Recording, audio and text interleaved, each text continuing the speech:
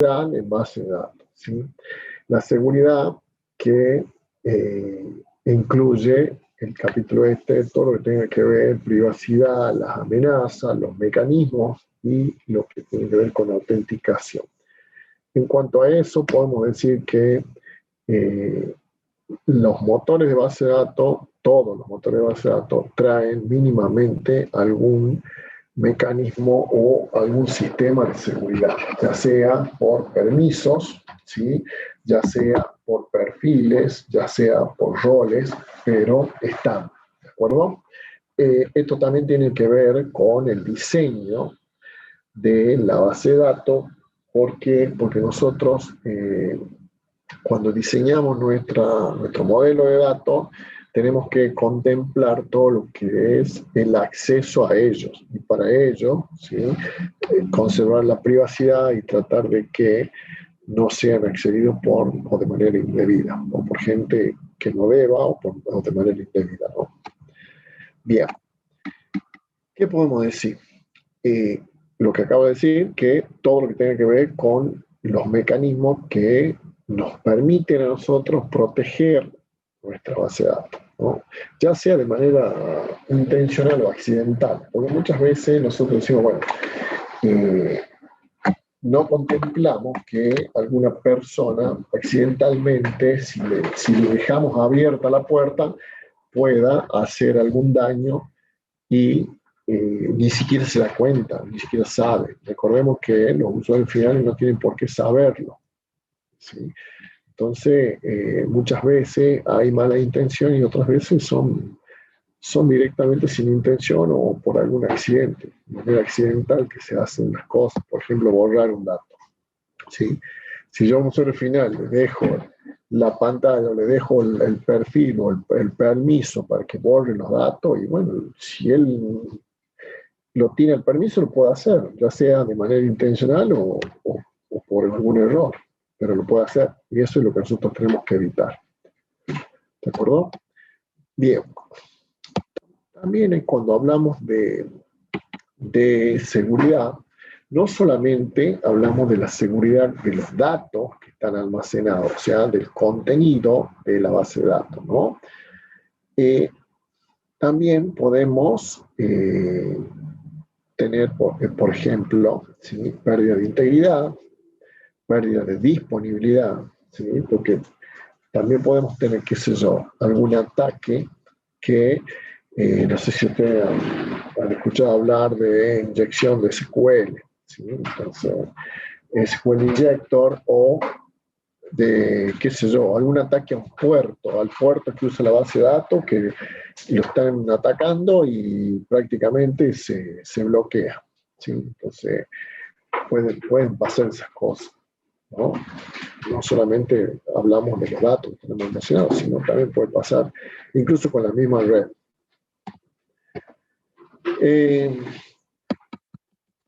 ¿Qué es una amenaza? Y esto es una definición de seguridad informática. Una amenaza es cualquier cosa, situación o suceso intencional o accidental que puede afectar a un sistema y consecuentemente a la organización o a la empresa o a la institución que usa ese sistema. ¿De acuerdo?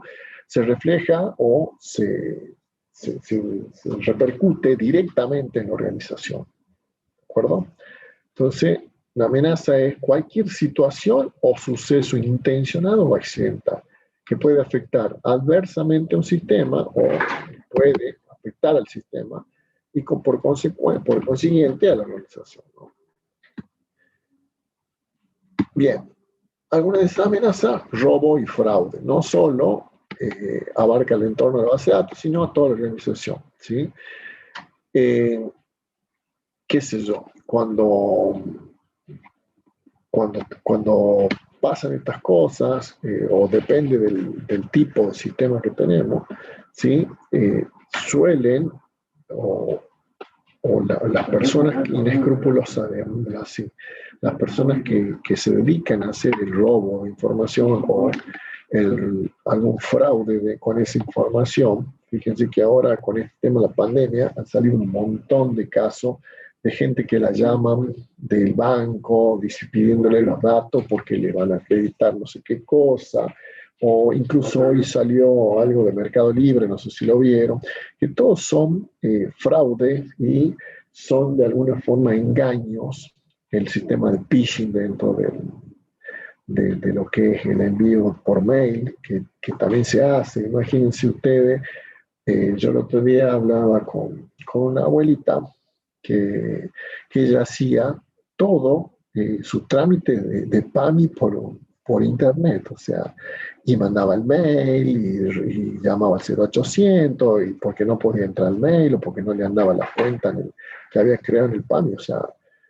digo, a esa señora la llama algún inescrupuloso y le pide todos los datos y capaz que se lo consigue y le roba a lo poco que tiene guardado en la cuenta bancaria, ¿no? Entonces, todo eso forma parte de las amenazas. Por supuesto que dentro de la base de datos nosotros eso no lo podemos contemplar. Esos tipos de amenazas que son del tipo de ingeniería social o del tipo de ingeniería externa, digamos, no lo podemos controlar dentro de nuestra base de datos. Pero bueno, existen y eh, eso es lo que nosotros con lo que nosotros tenemos que lidiar, ¿no? En toda la organización. Confidencialidad, bueno, la confidencialidad en muchas empresas se la considera un punto crítico. Crítico desde el punto de vista que no cualquier persona tiene acceso a, por ejemplo, la base de datos. Bueno, sobre esto hay un montón de cosas escritas. No sé si ustedes conocen el concepto de habeas data, donde nosotros hacemos una declaración de qué datos tenemos de nuestros clientes, de nuestros empleados, de todas las personas de las que tenemos datos almacenados en una base de datos, ¿no? Se declaran las bases de datos, se hace en el habeas data, se declara la base de datos y se declara bajo juramento, digamos, es una declaración jurada, de que yo contengo esos datos. Si esos datos después andan dando vuelta por ahí, es como que yo soy responsable de eso. ¿Sí? Entonces, pasan muchas cosas, por ejemplo, vendedores, que es lo que más pasa, no sé si a ustedes les pasa, que algunos vendedores de la competencia de lo que vos has comprado, te llaman y te dicen, che, tenemos esta oferta. Pasa mucho con la telefonía celular, por ejemplo. ¿Sí? Ustedes tienen Claro, lo llaman los de Telefónica. Si tienen Telecom, lo llaman los de Claro. Y así se están bombardeando entre ellos. Bueno, eso es porque tienen la base de datos con los números nuestros y saben perfectamente que tenemos Claro o que tenés Telecom y te quieren pasar a Claro, o que tenés Claro y te quieren pasar a Telecom o Telefónica. En esa guerra están las organizaciones, ¿no? Y qué Profe, mejor que tener los datos, digamos. Sí. perdón, las inyecciones SQL, ¿qué daño querrían generar? ¿A qué estaría apuntado, digamos? Los SQL injectors son, por lo general, eh, sentencias SQL que se meten en una base de datos y se inyectan para qué? Para sacar información o para eh, extraer datos que vos consideras importantes para vos, ¿no? Se llama SQL Injector porque se meten dentro, o sea, es una forma de un ataque, digamos, ¿no? Es un ataque, es un hacking, ¿sí? Que se hace donde vos tomas de alguna forma el control de una operación o una transacción SQL, ¿sí? Y vas sacando información cada vez que esa transacción se ejecuta, ¿no? Hay por supuesto, distintas metodologías para hacer una inyección, digamos, una inyección de SQL, pero siempre es parte de un estudio de un hacking. Digamos. Ya tenés que ganar acceso a la organización. ¿Se entiende? Eh, ¿Cómo se estudia eso? Se estudia, bueno, hoy no sé si han visto que casi todo está en la nube. Entonces, qué sé yo, las empresas ponen a disposición de los clientes los datos. Y bueno, no solo ponen a disposición de los clientes, sino lo ponen a disposición de todo el mundo. Entonces, ahí es donde se empieza a buscar o a hacer el ataque. No sé si esa es la pregunta. Sí, perfecto. Quieren captar datos, digamos. Captar, Claro, digamos. claro, vos metes tu código SQL dentro de otro SQL que es válido. ¿Ves? O sea, hay un procedimiento que incluye sentencias SQL. Con ese procedimiento voy a inyectar un código tuyo. ¿Entendés? Y por ejemplo, qué sé yo, por decirte una tontera, eh, hay un procedimiento en el que yo calculo el saldo de un cliente en el banco. ¿Sí? Bueno, cuando yo le inyecto el SQL, ese saldo lo va transfiriendo a mi cuenta o a otra cuenta. ¿Sí? Por ejemplo. Cosas así, como te digo, vos ya tenés que ganar acceso a la organización. Es muy difícil hacer una inyección de este tipo, ¿no? No es algo fácil. Hay, bueno, lamentablemente, digamos, las personas que se dedican al hacking son personas que tienen mucho tiempo. ¿Sí? Mucho tiempo, están mucho tiempo sentados. Iba a decir una mala palabra, pero están mucho tiempo sentados estudiando cómo acceder, cómo violar eh, las barreras de seguridad de las organizaciones, ¿no?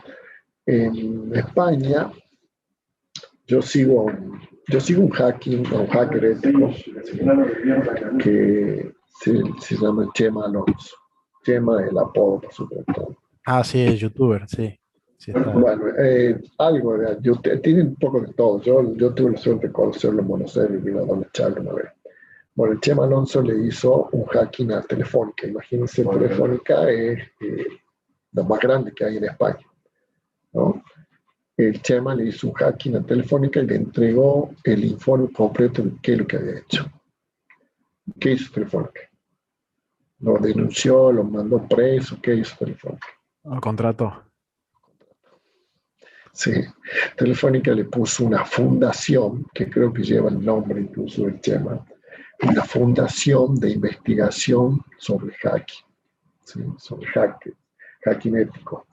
Y hoy el Chema Alonso es el responsable de toda la seguridad de Telefónica en España y en el mundo, ¿no? Porque él viene y hace mucha investigación, hace mucha educación, porque anda por todo el mundo, por todos los países donde tiene Telefónica su empresa, y da charlas, y está bastante, y encima es youtuber, como dice usted, es un tipo, la verdad que yo, como le digo, tuve la suerte de conocerlo una vez con un gorrito, no le da ni 5, bueno, tipo es un genio. A mí me gusta, yo soy medio, en mi época, digamos, era fanático de la seguridad informática, bueno, uno va mutando, ¿no? Estudié bastante sobre eso y tuve la suerte de conocer personas como esta. Después, bueno, hay otros grandes en el mismo tema, ¿no? Pero este chico, que es mucho menor que yo, tiene una calidad y una calidez para transmitir lo que sabe, que aún no le queda ninguna duda.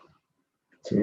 Y la verdad que Telefónica hizo un gran negocio con este chico. Es más lo que gana ahora que lo que publicar que tuvo una amenaza, porque lo primero que hace una empresa cuando la atacan es no publicar que fue atacado.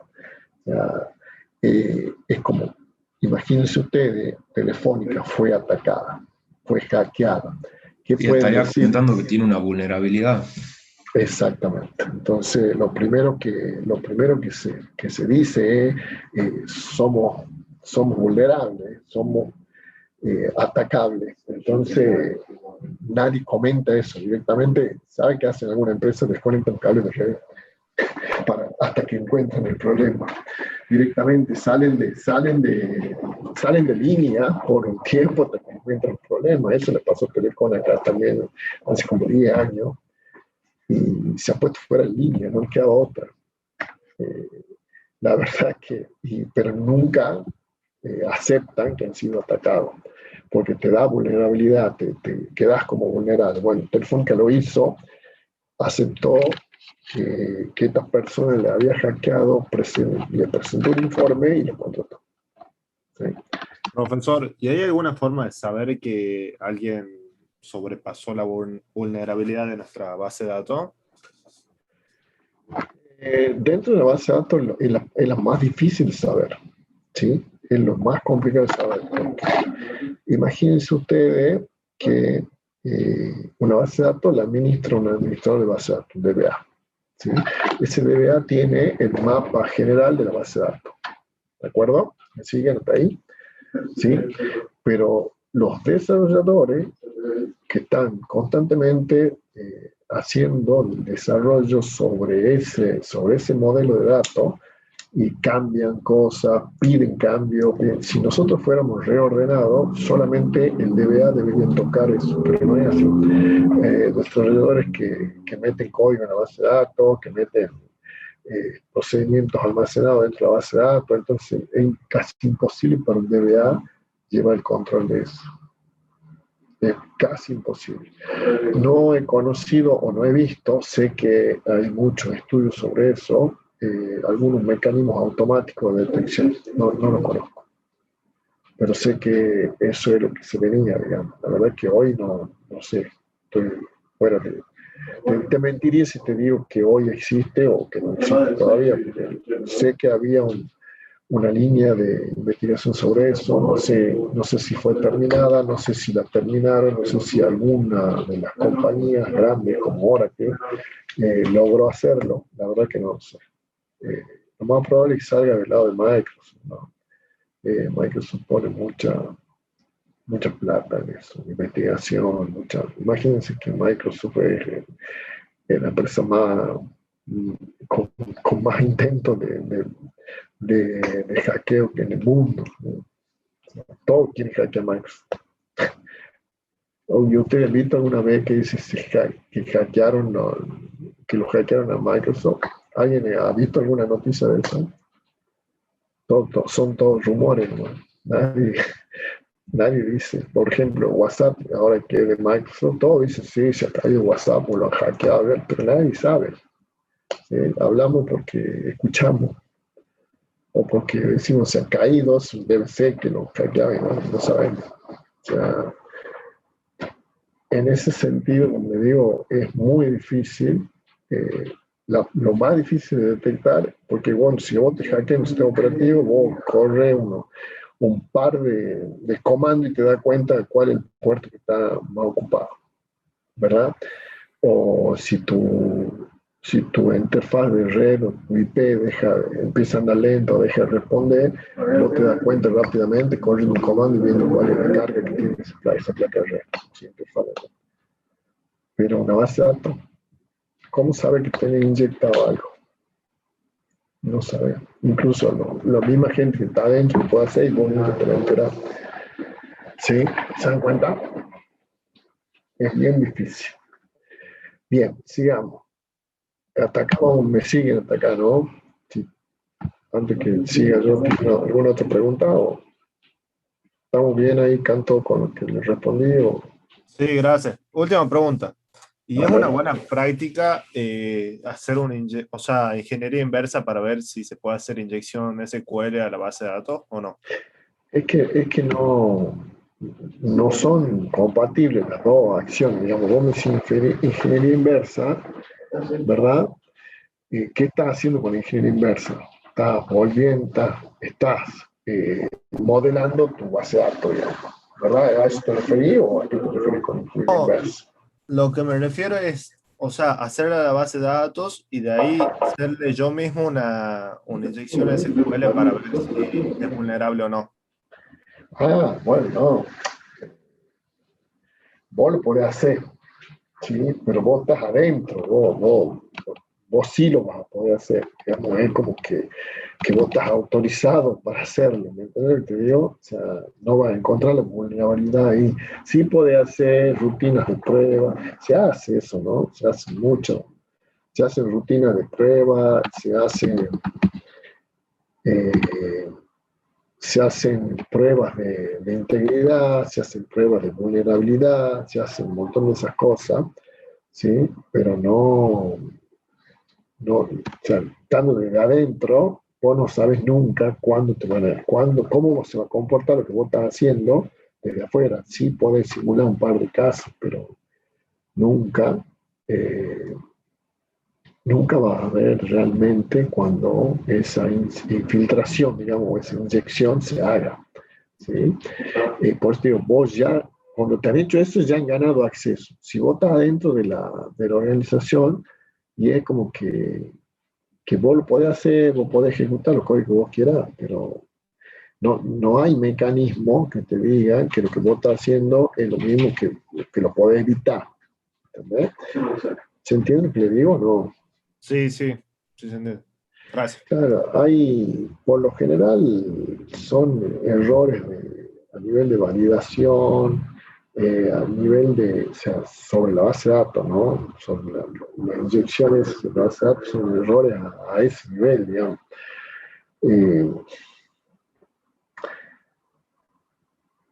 Hoy, como les digo, con todo lo que hay en la red, todo está en la red, todo está en la nube, todo es necesario tenerlo en la nube.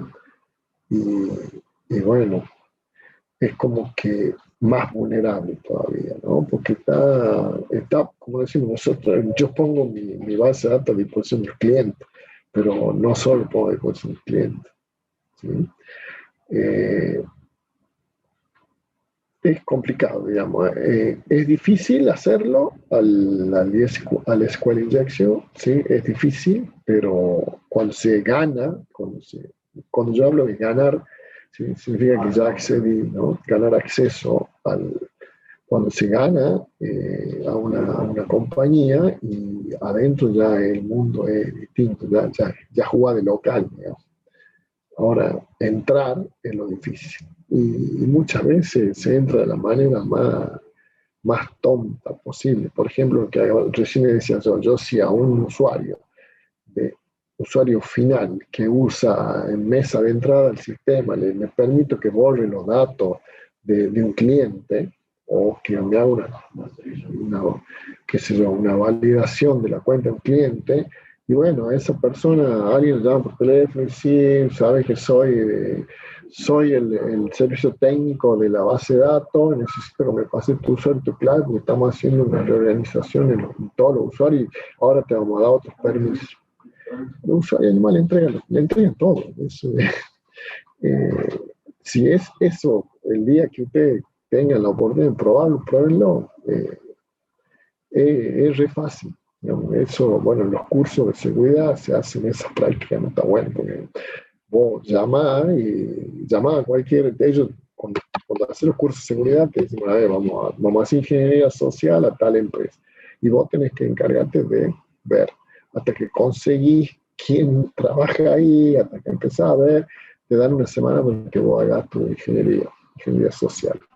Una vez que tenés la ingeniería social hecha, ya sabes a quién va a llamar, lo llama y es fácil obtener datos, digamos, de la gente que labura ahí. Es bastante fácil. Ustedes pruébenlo, como les digo, hagan cualquier empresa y llamen al usuario y díganle que le están solicitando el usuario y la clave porque necesitan reorganizar la base de datos.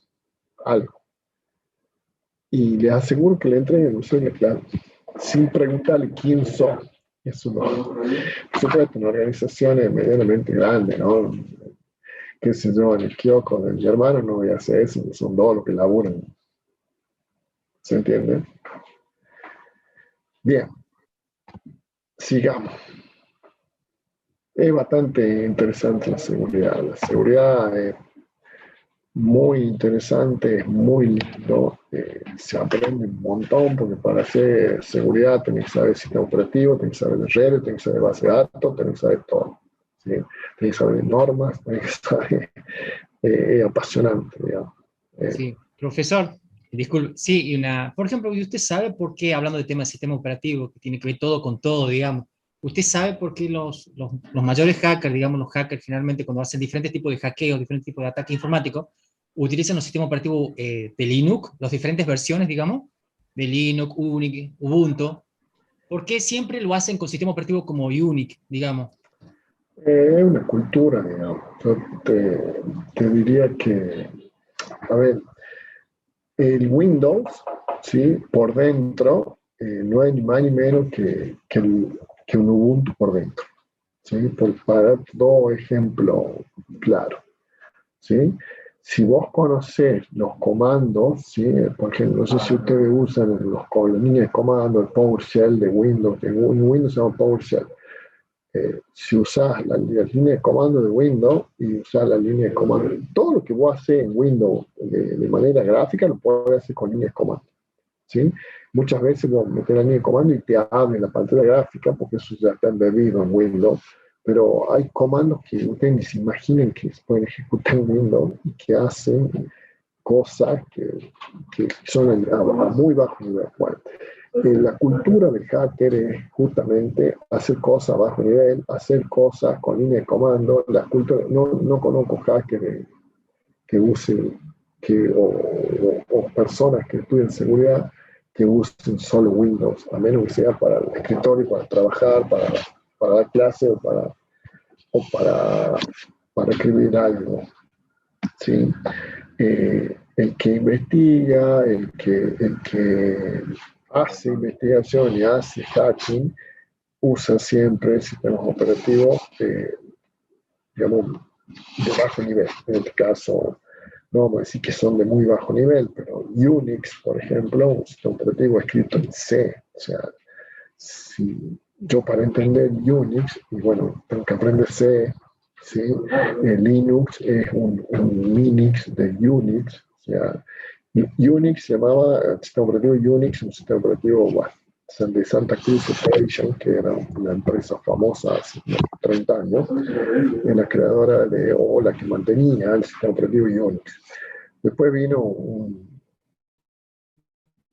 Minix, como Unix era inmenso, un sistema operativo inmenso, nunca lo terminaban de estudiar.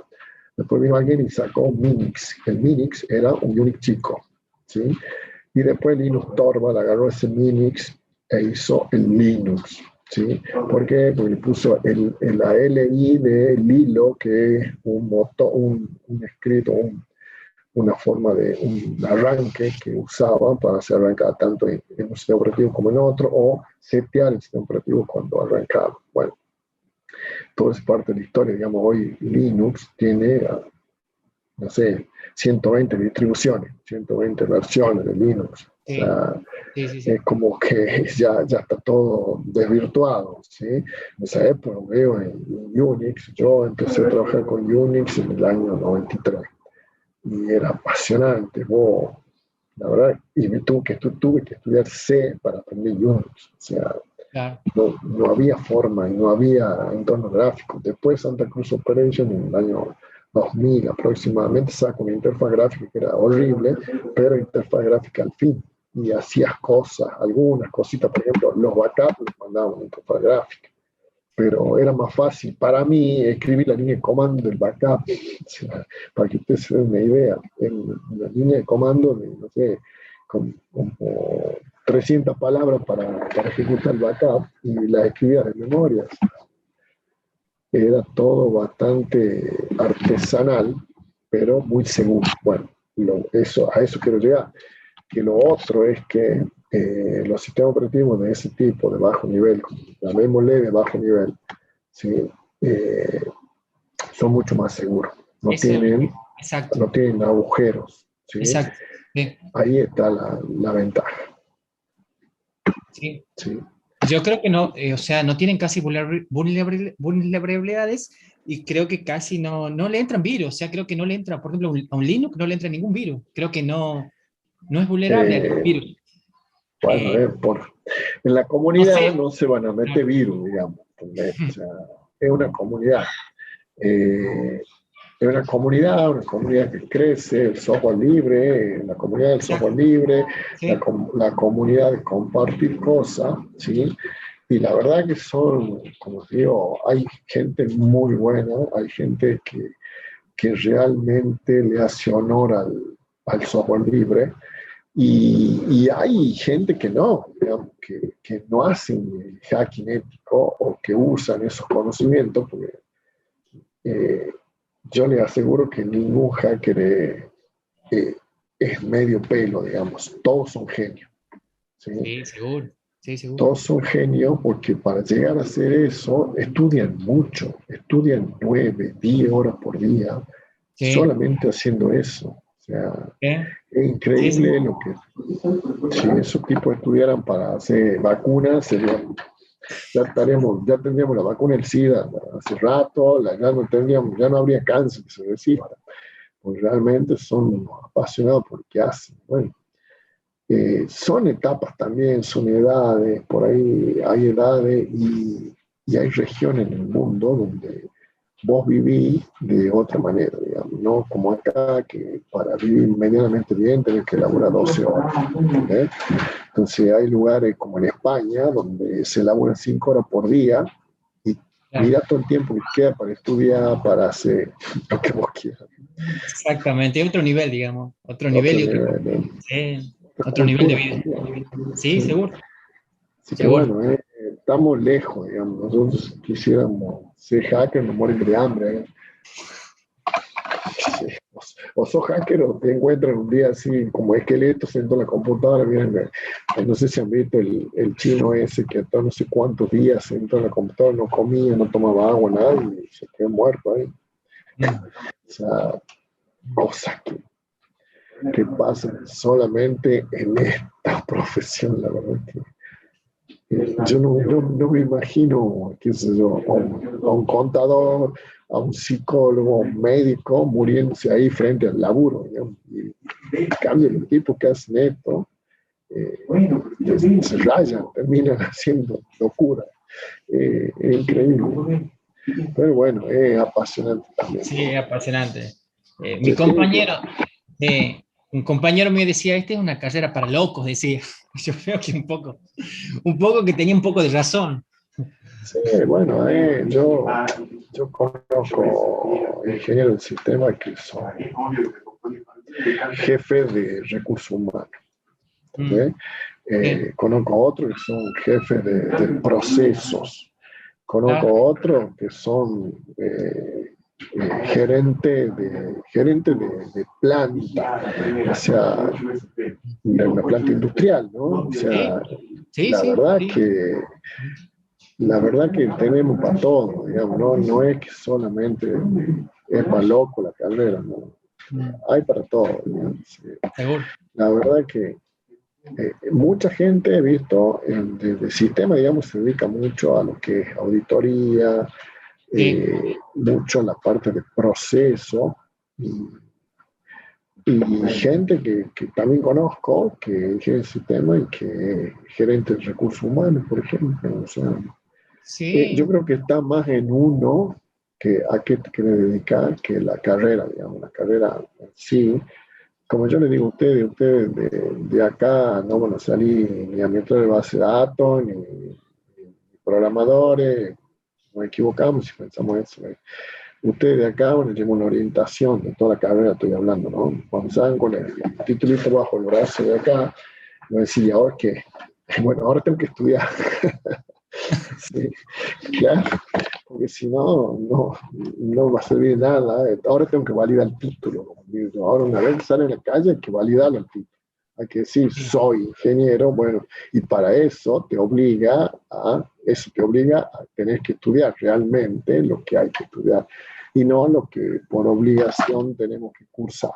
Porque esa es otra realidad, digamos, acá ustedes tienen materias electivas, tienen materias que les gusta, otras que no les gusta. Ya les va a tocar, por ejemplo, tener materias como legislación.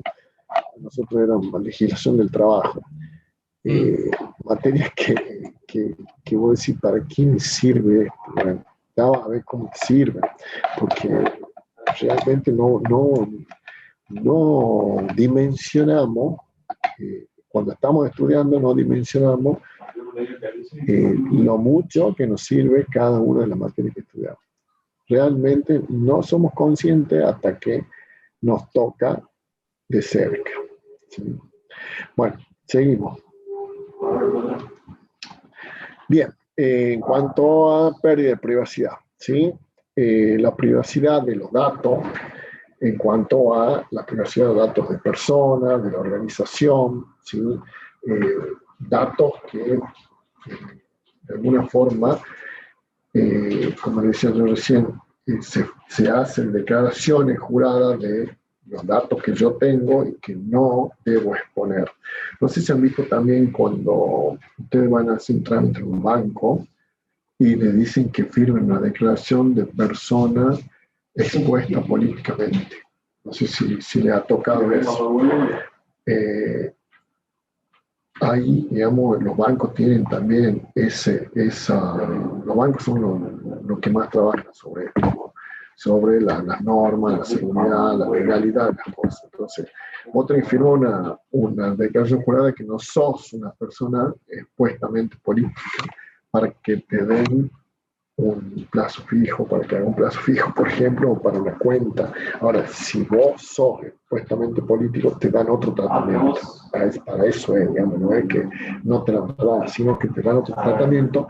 Como vos sos expuestamente político, hay algunas cosas que, y eso es por dictamen del Banco Central de la República, ¿no? No es que el banco dice, no, cuida a los políticos para que no sepan cuánto plata tienen, ¿no? Se cuidan en todo, contra todo, ellos se cuidan todo. Pues nosotros que no coma Juan Pueblo. Bueno, en eso se trata, digamos.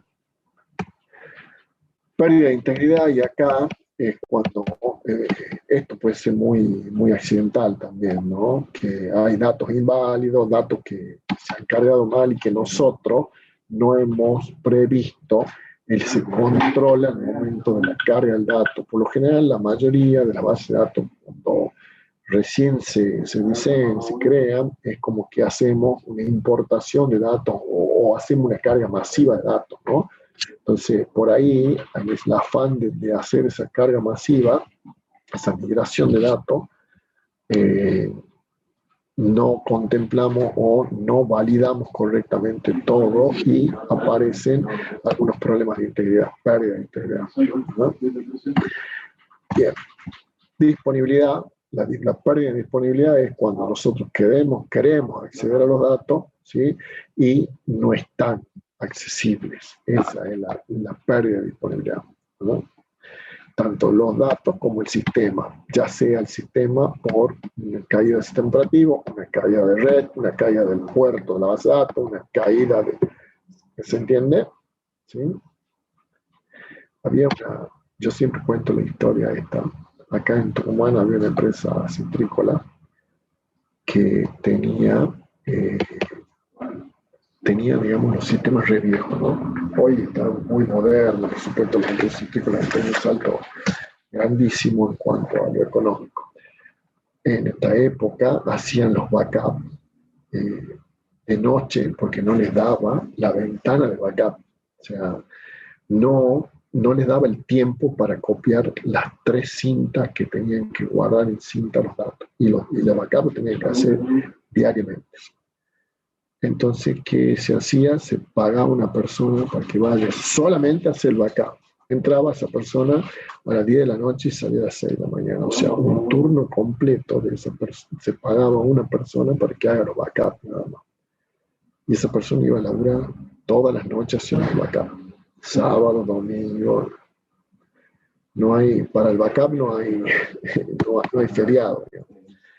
Y resulta que las cosas iban avanzando, las cintas cada vez eran más rápidas, los discos cada vez eran más rápidos, la empresa invertía y seguía teniendo la misma ventana de backup, el día 6. Imagínense ustedes qué pasa que no podemos hacer los backup más rápido, tenemos para un tipo que va de toda la noche.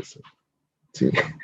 ¿Qué pasaba? Esta persona entraba a 10 de la noche, pum, desconectaba todo, no había disponibilidad y todos creían que era porque estaban haciendo backup. No, él apagaba para dormir, dormía hasta un cierto tiempo, ya lo tenía medido, ¿sí?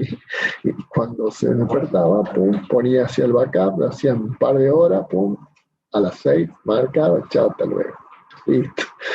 O sea, tenían una persona pagándole no sé por cuántos años, un sueldo para que haga el backup. de toda la noche cuando se hacía un par de horas. Y eso es algo que no te puede pasar, ¿sí? No podés depender. Imagínense ustedes la falta de seguridad en todo esto, ¿no? La falta de control que había sobre algo que todos sabíamos que por años se hacía así, bueno, se tenía que seguir haciendo. O sea, es un costo que ya estaba incluido en el funcionamiento del área, pagar a la persona que se quede de noche. ¿A qué?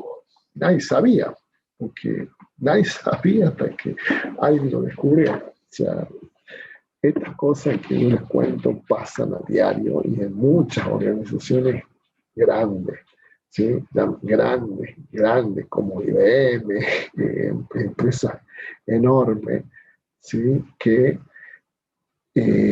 la pérdida de datos o la pérdida de capacidad o la pérdida de performance depende mucho de los que están adentro. ¿Sí? Hay también una culturización de la gente que no se hace. ¿Sí? No hay una bajada de línea directa en cuanto a la seguridad, siempre fue un tema que nadie lo quiere ganar, porque es una brasa caliente. Entonces, si vos decís, mira, por seguridad, yo me contrato un tipo que va a estar sentado toda la noche acá mirando cómo pasan los datos, ¿sí? Y le aseguro que el gerente general o el director general de la empresa va a decir, ¿a dónde hay que firmar? No, ¿quién sabe nada cuando uno le habla de seguridad? ¿Sí? Vos le decís la palabra seguridad y a dónde hay que firmar, ¿sí? Pero nadie se pone a ver y a observar y a decir, bueno, ¿cómo podemos mejorar esa seguridad? ¿Cómo podemos optimizar lo que tenemos? ¿Cómo? No, nadie se pregunta nada. Uno nombra la palabra mágica seguridad y todo te dan la brasa caliente y maneja el vos. Es increíble cómo digamos, los directivos de la empresa, la gente que maneja, que pone la plata, mira por otro lado cuando se trata de esto, ¿sí? Pues se los cuento como anécdota, digamos. Bien, ¿qué contramedidas podemos generar nosotros para enfrentar este tipo de amenazas? ¿Sí? En un motor de base de datos o en la base de datos contamos con autorizaciones del tipo de usuarios, controles de acceso también de usuarios, perfiles, vistas donde nosotros podamos mostrar lo que queremos mostrar y no mostramos el todo, ¿sí?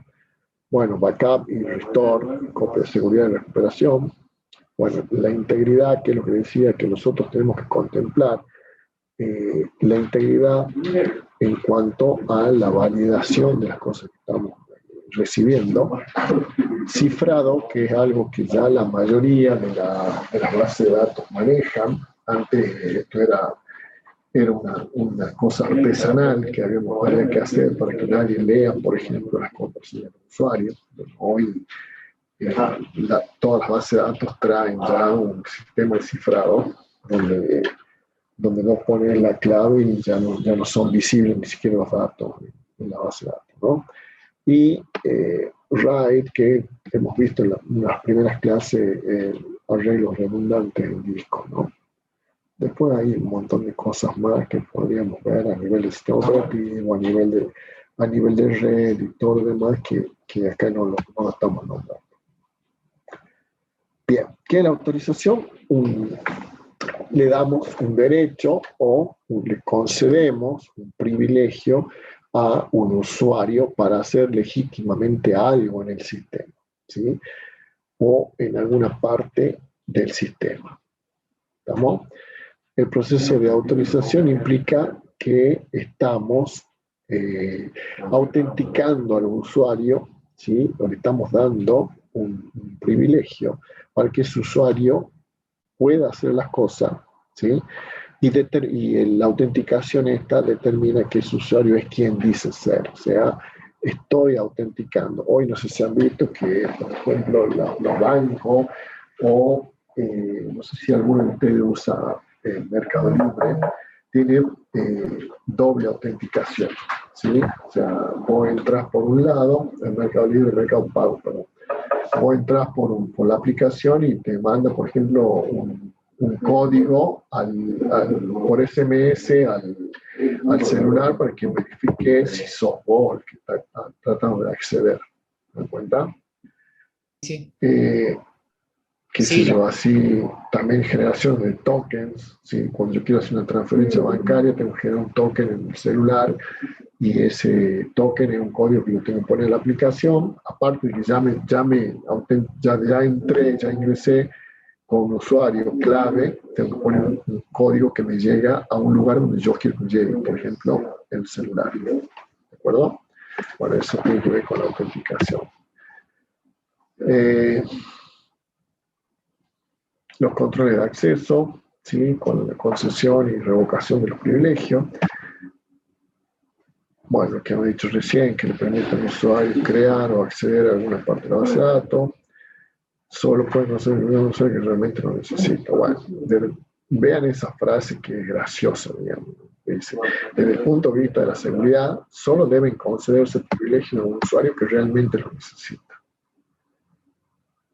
Sí, es lo más bizarro que puedan escuchar.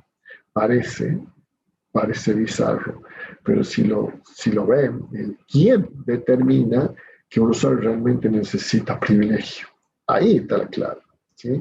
Porque el DBA, el administrador de la base de datos, va a dar la clave que alguien diga que tiene que tener ese usuario. No es que yo le invento la clave y digo, bueno, los accesos, perdón, los privilegios, y digo, bueno, le voy a dar privilegio porque es mi amigo, ¿sí? Le voy a dar privilegio que borre. No es así. Un procedimiento donde concedemos privilegio a quien realmente lo necesita. Y quien determina eso son los directivos, digamos, la gente que realmente dice, yo voy a darte permiso a vos porque vos necesitas dar de baja a un usuario, por ejemplo, o un cliente. Entonces, esas cuestiones, como les decía hace rato, vienen de arriba y mucha gente mira para otro lado. ¿Entendés?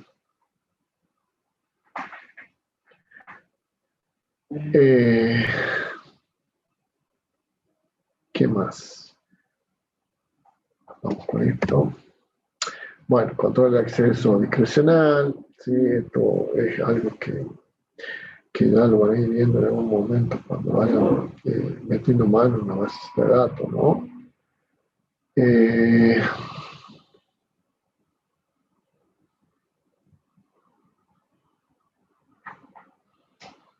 Un segundito.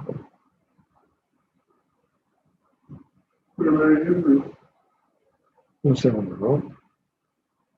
Voy a contestar algo. Sí.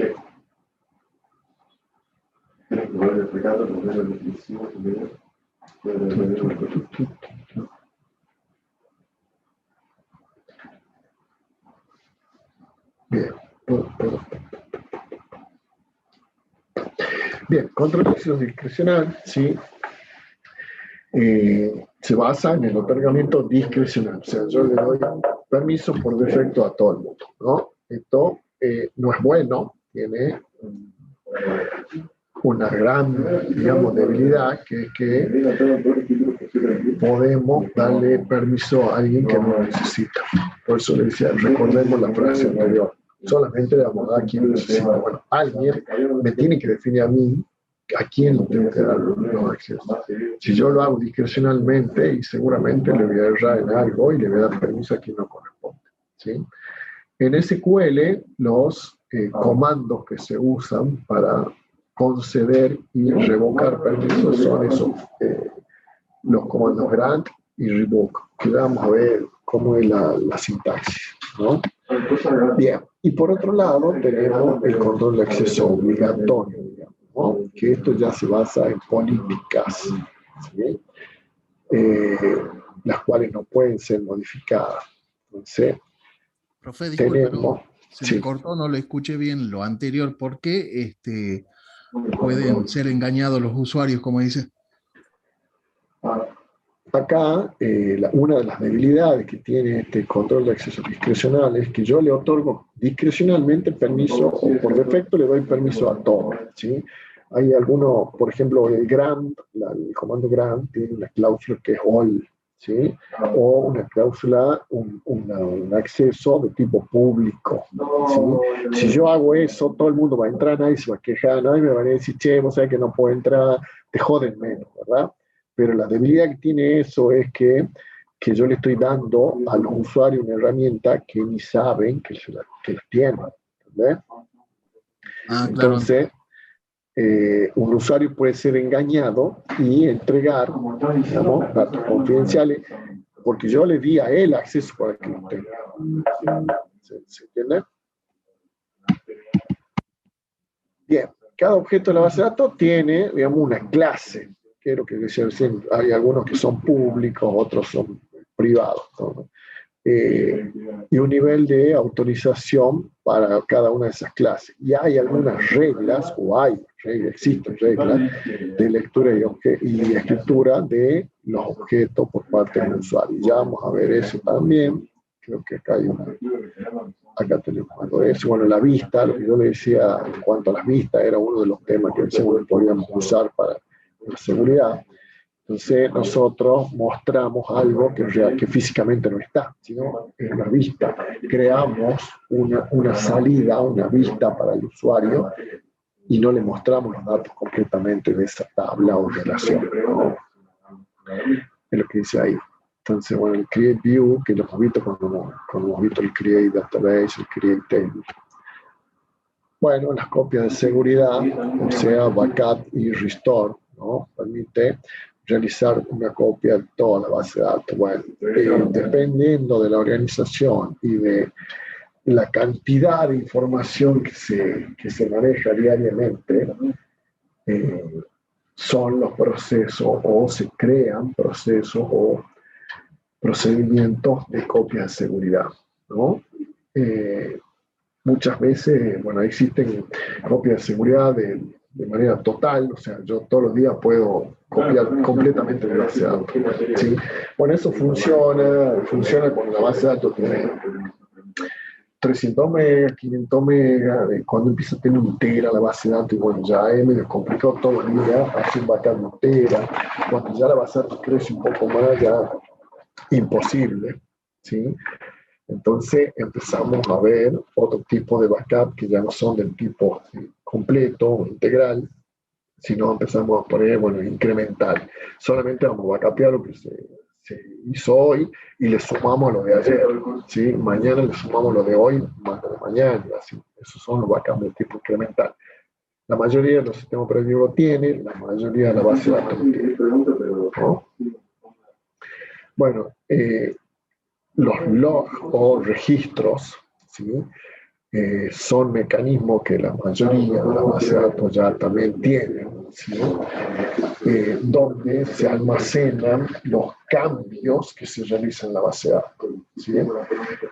Entonces, cuando nosotros activamos, es una función que trae la base de datos y que la trae desactivada, ¿no? Por ahí también eso hay que activar el sistema de registro o el sistema de log.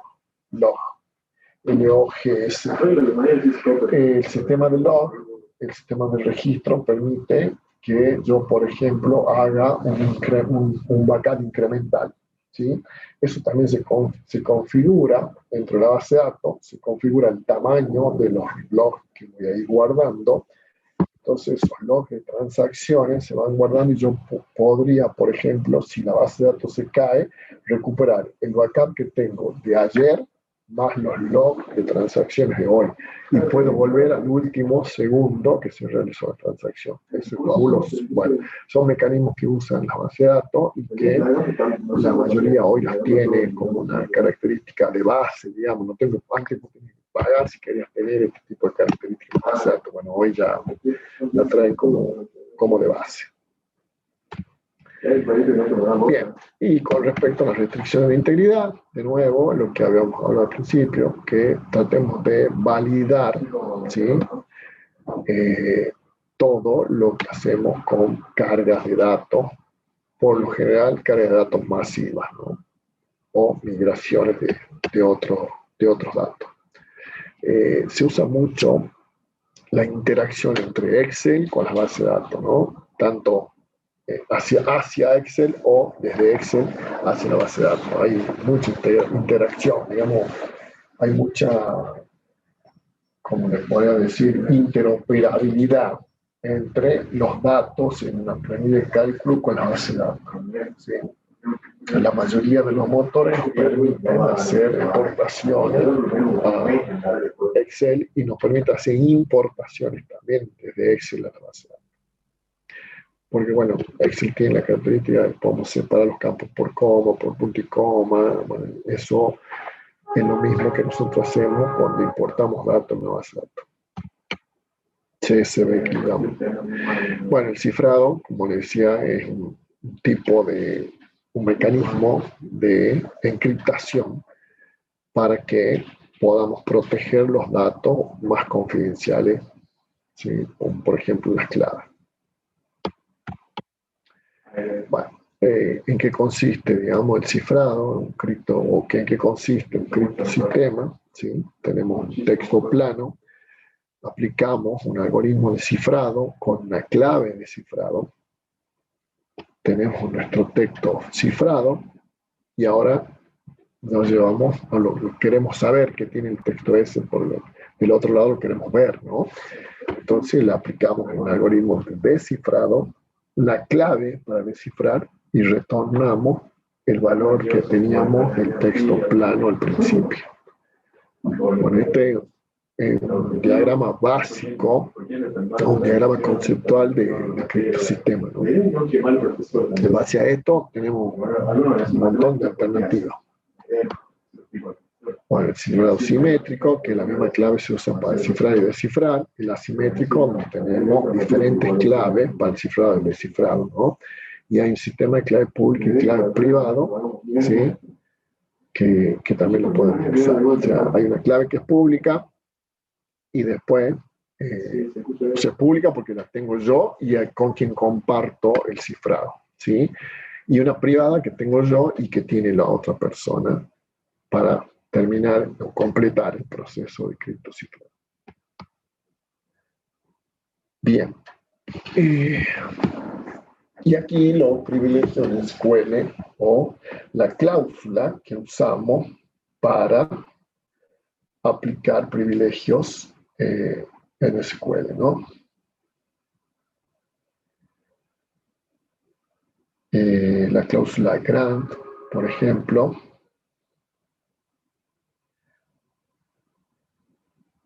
Un segundito.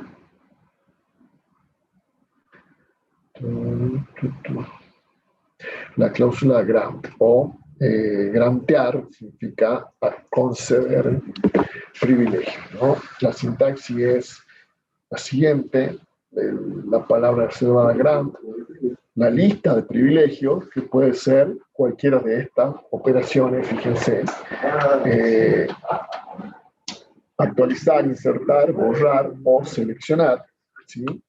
Entre algunos otros privilegios, y tenemos digamos, el privilegio de all privilegios, ¿sí? Que damos todos los privilegios que podamos. Entonces, eso sería una asignación discrecional, digamos, de privilegio. On, que es lo que sigue acá en la sentencia, en la sintaxis, ¿no? On, nombre del objeto, ¿sí? Que puede ser una tabla, por ejemplo, a quien tú, la lista de usuarios, a quien yo les doy el privilegio de esta lista de privilegios, ¿sí? Entonces, el grant se realiza, ¿sí? Por privilegios sobre un objeto a una lista de usuarios. Si le ponemos la cláusula with grant option, le estamos diciendo que esos usuarios a los que yo le doy el privilegio le pueden dar a otro, ¿sí? Ellos pueden conceder ese privilegio a otro. Sí, eso está bueno, pero también es peligroso. Bien. ¿Qué más nos queda por ver?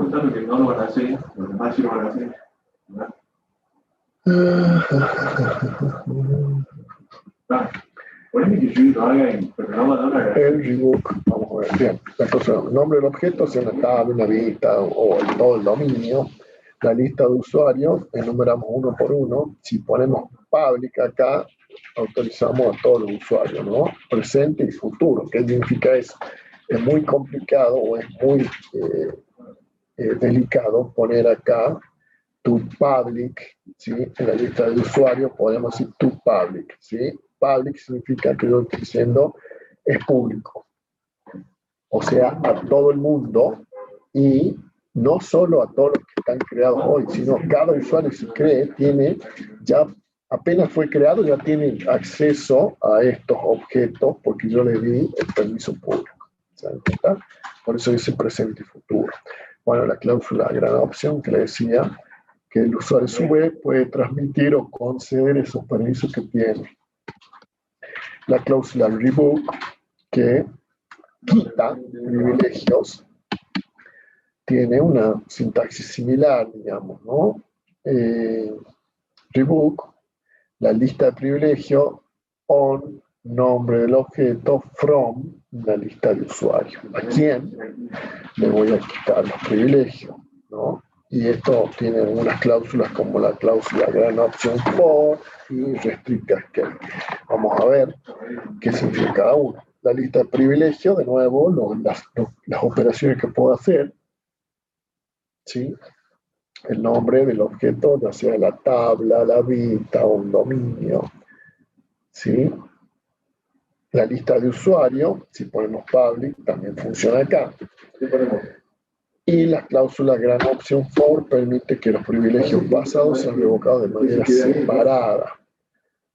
Esto es bastante complicado porque no es aplicable con el public, por ejemplo. La restrict, ¿sí? No permite la revocación si se da el caso de un objeto abandonado. Cuando yo le pongo acá en lista de usuarios restrict, si es un objeto abandonado, no puede revocar. Abandonado significa que es un objeto que no tiene padre, ¿no? El cascade se ejecuta un drop para los objetos abandonados. O sea, si le pongo el cascade acá, directamente liquida todo lo que encuentra. En cuanto a revocación de privilegio, ¿no? Bueno, lo que habíamos hablado al principio del año, creo con esto, ¿sí? Que es el RAID, ¿sí? El redundante de discos independientes, es un método que combina distintas formas de tener redundancia, valga la redundancia, en el almacenamiento de los datos, ¿no? Hasta acá. Digamos. Bien. ¿Dudas, consultas? Profe, sí. Entonces la cláusula grant me permite darle permiso para que interactúen a usuarios con insert. Permiso. No pierdan de vista esto, porque por ahí nosotros nos centramos en lo que dice, en lo que significa el grant, y no. A ver. No pierdan de vista esto, mirá. La cláusula grant, ¿sí? Concede privilegio concede una lista de privilegios, o sea, qué cosas puedo hacer sobre qué objetos, o sobre algunos objetos, ¿sí? ¿Estamos de acuerdo? Perfecto. O sea, profe, usuarios. quiere decir que el problema no es la cláusula, sino nosotros que lo hagamos mal, vendría a ser. Tal cual. Tal cual. Esto es, como les digo, la base de datos nos da esta herramienta. Ahora, si nosotros ponemos la lista de privilegios, le ponemos all al nombre del objeto, ¿sí? Le decimos, bueno, a la tabla, a las vistas o al dominio completo, ¿sí? Y a la lista de usuarios le ponemos public y bueno, todo contra todo. No vaya después a decir, che, tal usuario, ¿por qué tiene permiso? Y porque vos le has puesto public, vos le has puesto a todo el mundo, y el usuario que acabo de crear ya nace con el permiso public sobre ese objeto o sobre ese dominio, ¿entienden? Entonces, no pierdan de vista que esto se hace con una lista de privilegios, o sea, que yo le conceda el select, o sea, que haga un select sobre una tabla a todos los usuarios y no me molestaría porque solo lo ven. Pero si mañana viene alguien y dice, che, ¿por qué fulano de tal está viendo los datos esto? Y bueno, vamos a buscar acá y nos damos porque yo le mandé el select public porque no me quería poner a separar usuario por usuario. ¿Te das cuenta? ¿Sí? Y Sí, ahí profe. Sí, ya profesor. hemos hecho la maldad, digamos, sin querer. Bueno, lo mismo con el rebook, digamos. El rebook son de una lista de privilegios y una lista de usuarios y una lista de objetos. ¿Sí? No es al azar, digamos. No es que le doy y ya está, no. Yo lo tengo que regular a eso. Yo tengo la obligación, como administrador de base de datos, de saber a quién estoy dando permiso. No, el permiso le doy a todo y después veo a quién le voy sacando. ¿Estamos? Son los axiomas de la seguridad. Todo lo que no está expresamente prohibido está permitido. ¿Sí? Bien. ¿Dudas, preguntas? No, profe, ¿habrá alguna consulta para otros temas, por ejemplo, antes del parcial? Y es como que hoy, nos queda hoy y el jueves para las consultas. Así que arranquemos nomás con las consultas. Disculpe, profe, creo que las diapositivas estas no están subidas a la aula virtual. Después, ¿podría subirlas? Ya me fijo, me da un segundo, habilito la asistencia y ya me fijo. Y si no está,